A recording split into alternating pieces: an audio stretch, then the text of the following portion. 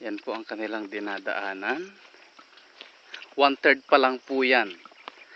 Wala pa pong 1/2. That is just 1/8. Kako nga po sana. Wala pa po sa 1/4. Wala pa pong 1/2.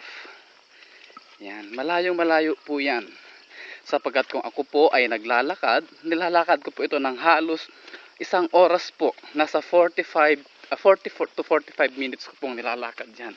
Akyat baba po ang daan. Diyan po. Yan. Diretso po yan. Malayo pa po ang eskwelahan. Doon pa po ang eskwelahan. Sobrang layo pa po. Ayan.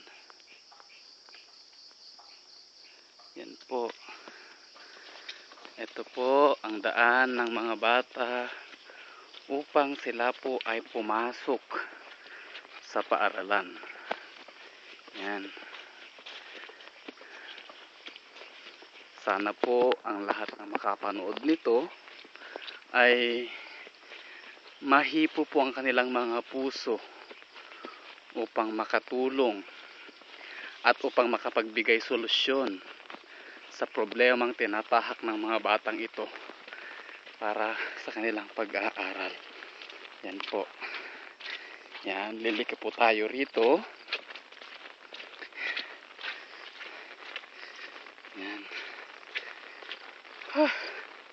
Kapagod. Malayo pa po yan. Nasa siguro 1/8 na po. 1/8 na po siguro ang nalakad natin. Ayan, umuulan po sa ngayon. Hirap po. Wala rin pong sasakyan.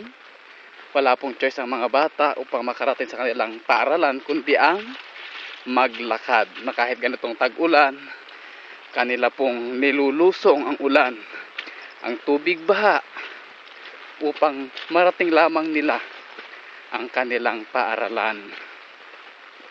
Yan. Hindi ko na po bibidyo lahat ha. Kasi malayo pa po yan eh. Malayo pa po. Siguro around 30 minutes pa po ang lalakarin natin. 30-35 minutes pa po. Ayan, pataas po yan. Paakyat. Paakyat ng konti. Ayan. Ayan po.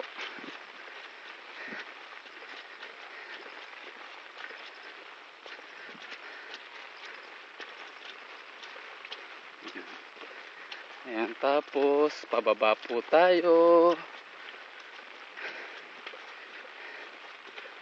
Ayan.